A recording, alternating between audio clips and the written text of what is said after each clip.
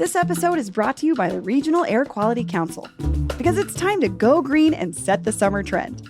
Get yourself a 30% point-of-sale discount on new electric lawn and garden equipment statewide in Colorado at participating retailers. That's 30% off electric lawnmowers, leaf blowers, and string trimmers. Actually used this recently.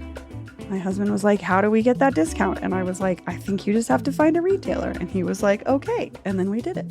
Learn more ways to help improve air quality along the Front Range at simplestepsbetterair.org. That's simplestepsbetterair.org.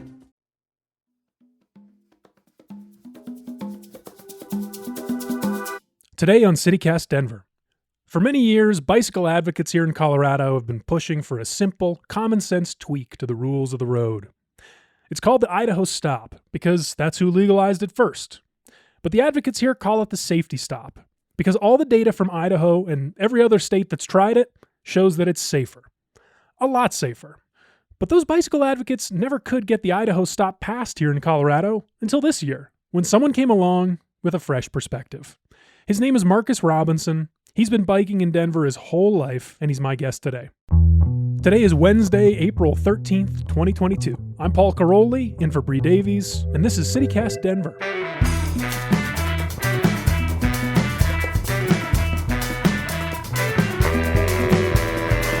The way that we get the best sound on those phone recordings, and it'll, I promise, make you sound really good. It'll feel a little awkward.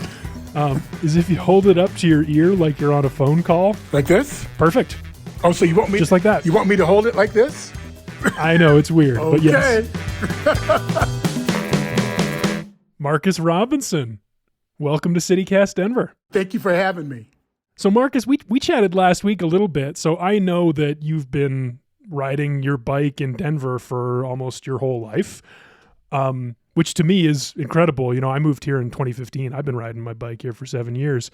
I am so curious what it was like back before the bike lane push, the whole multimodal utopia thing. What did biking in Denver used to be like? Biking in Denver was a paperboy bike with using your dad's playing cards and a clothespin clipped to the back end to make it sound like you've got a muffler. There was a time when, you know, everybody's doors were open, so all the kids went from house to house all the time after school, and we just rode. Didn't know where we were going. We would just ride. What neighborhood are we talking about? Park Hill. Yeah? Park Hill, yes, Park Hill. What was biking to you? What did it mean to you? Biking was freedom for me. It was an escape, you know, it was the chance to experience something or go places that I'd never gone before.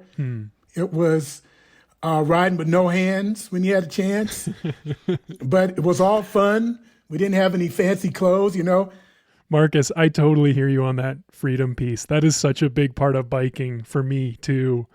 But biking in Denver these days means contending with cars and lots of traffic. And that brings me to this new piece of legislation that you've been working on. It's at the Capitol right now. I think the House and the Senate have both passed it. It sounds to me like Governor Polis is going to sign it. And it's going to change that relationship between bikers and cars in a pretty big way. It's called the Safety Stop or the Idaho Stop. It's got different names, and I know you've been advocating for it. You testified in favor of it. Can you explain for listeners who might not be familiar, what is the Idaho Stop?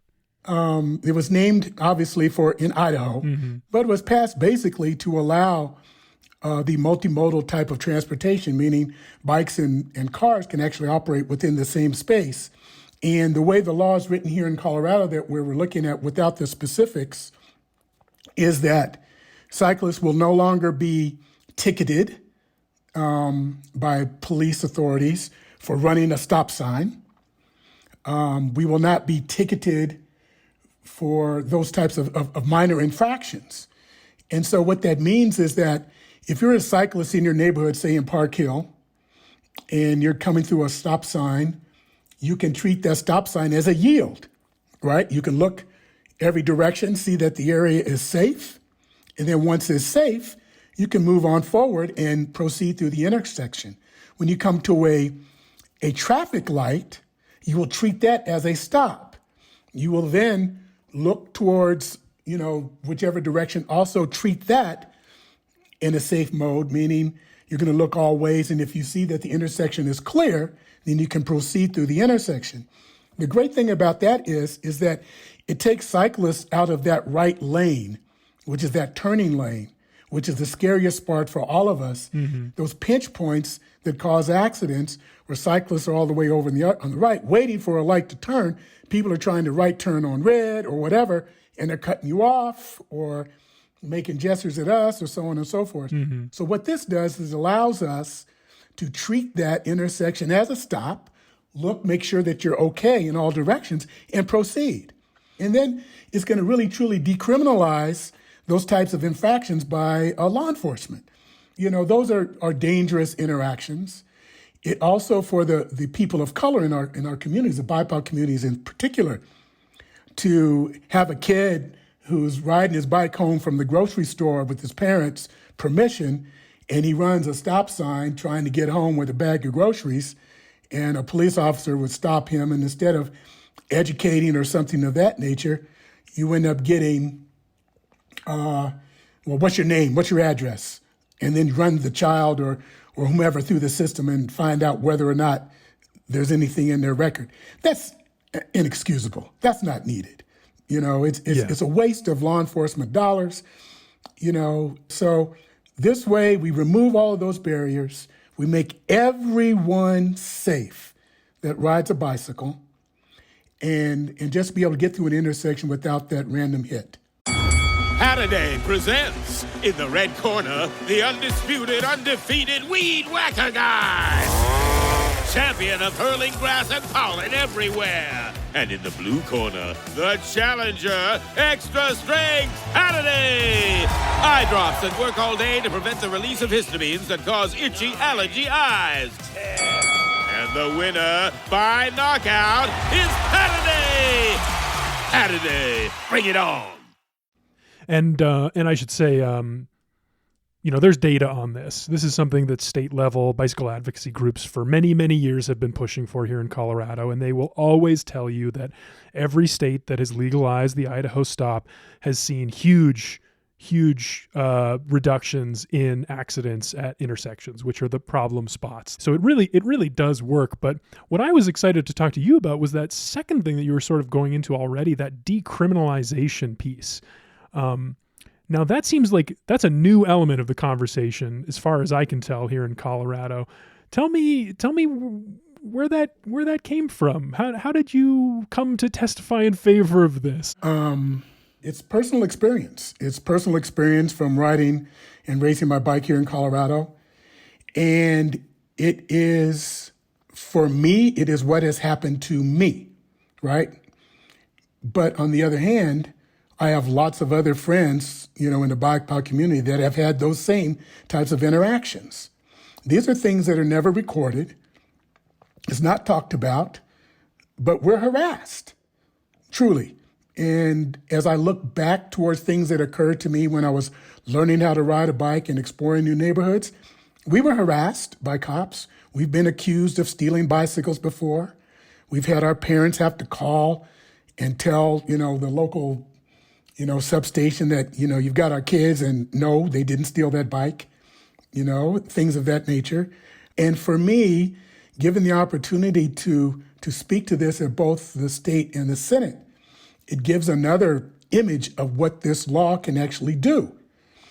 And we just don't want to be, and I'm talking about the Black, Indigenous people of color community, we just don't need to be hassled if we're running a stop sign. If we do, okay, if you do, you broke the law. Okay, fine. Educate, right? Let's not just automatically think that person is bad.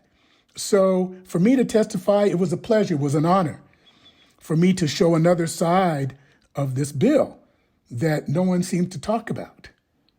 And the fact that we're in a space now where we're talking about it, Governor Polis is about to sign it, our community can breathe, right? Parents can breathe thinking that their kids are going to be okay now. that they're not going to be hassled, that provided they follow the safety stop law, everything should be fine. You say the parents can breathe now. I can't help but think about the slogan from the racial justice protests of 2020, I can't breathe.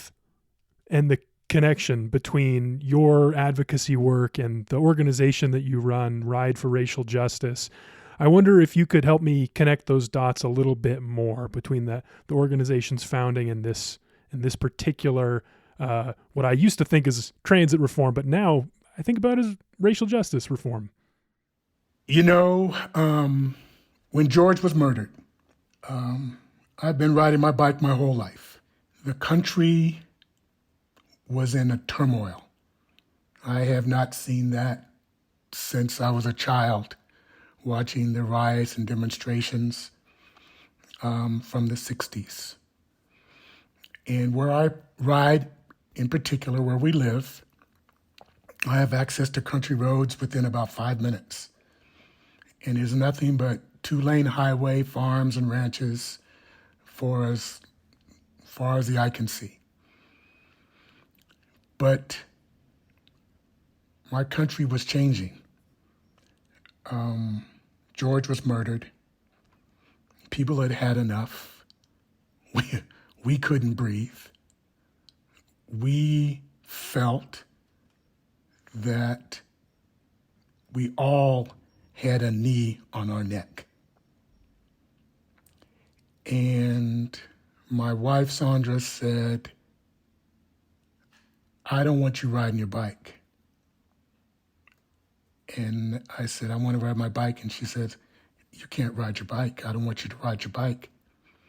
And I started thinking about that. And I said, I can't ride my bike because of how I could be somewhere out in the middle of riding a bike for 50, 60 miles by myself. And somebody that doesn't like me just comes up behind and hits me, puts me in a ditch. And I never come home.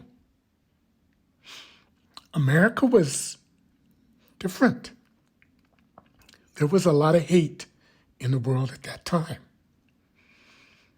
Are we done with it? No, we're not. We're a long way from it. And so I posted something on social media, and my dear friend and co-founder, Neil Henderson, he calls me and he says, you okay? I said, no. And he said, we got to do something about that. I said, okay, well, let's do a ride. And I know you all did do that ride. You organized one in 5 Points. And then I heard about one in Boulder and one in Fort Collins. And I don't know, it sounded like they were a really big deal. It sounded like you really touched a nerve with this idea. Why do you think that is? Why is this such a powerful idea? Biking, riding for racial justice. I'm just thinking so many other avenues since 2020 have closed, No one felt afraid to talk because we're on a bike, right? And we're just talking about the weather and kids and schools and how it is, just regular stuff, right? But we're doing it in a way that's never been done, at least within, the way I look at it, right? Is that you're just not going to walk up to a person that doesn't look like you and start talking about race relations in America. That's just not going to happen, right? They're going to cut you out or, walk away and stuff like that. Neither side is going to win in that argument. But in this particular case, people are talking. And we just learned so much about each other, right? And there was this one lady, she pulls up next to me, and just to show you, we're not going fast, right? We're just kind of cruising. Mm-hmm. And she says, I'm one of those women. I said, what do you mean? She says, I'm white and I'm privileged. And these types of things don't occur in my neighborhood. And whoa, okay? From a bike, right? And we talked all the way around for 7 miles. We just chatted. Wow. And she said, why aren't we doing this? I said, well, here we are. Okay, so we're the first one. Let's just keep building on this. That story about that woman on the bike and that conversation you had, I mean, I think that just proves, again, something that you and I have always known. There's something special about sitting on a bike. There just is. It's just different. And I want to thank you for sharing that story. That really meant a lot. And, you know, I can't imagine what it must have felt like to have felt like biking was being taken away. You know, I really, I don't know what I would have done.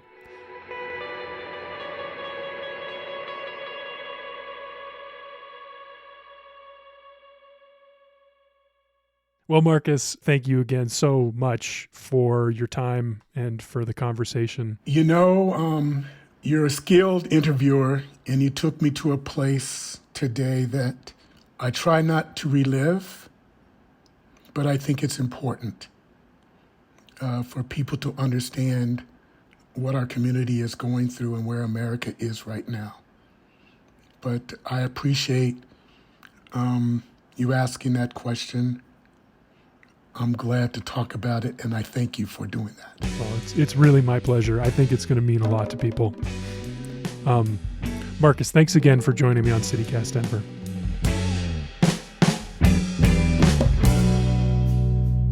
And here's what else Denverites are talking about today. It's about 142 years too late, but the city of Denver is finally going to apologize for the anti-Chinese riot that occurred on October 31st, 1880. As well as all the racial violence and discrimination that our AAPI community has faced ever since. Kudos to CityCast Denver guests William Way and Gil Asakawa, who've been working with the group that made this happen. And here's something to watch out for. On Monday, city officials in Philadelphia announced that they are bringing back their indoor mask mandate in response to an increase in COVID cases in their city. When I saw that, I took a look at the COVID data for Colorado for the first time in a while, and it looks like our numbers are slowly on the rise as well. Rates are still far, far below where we were in January, but still, something to keep an eye on. That's all for today here on CityCast Denver.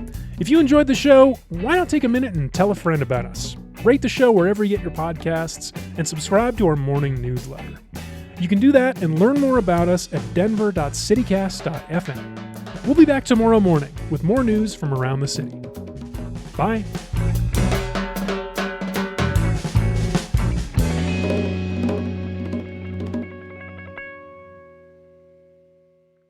Oh, I totally hear you on that freedom piece, Markets. Markets.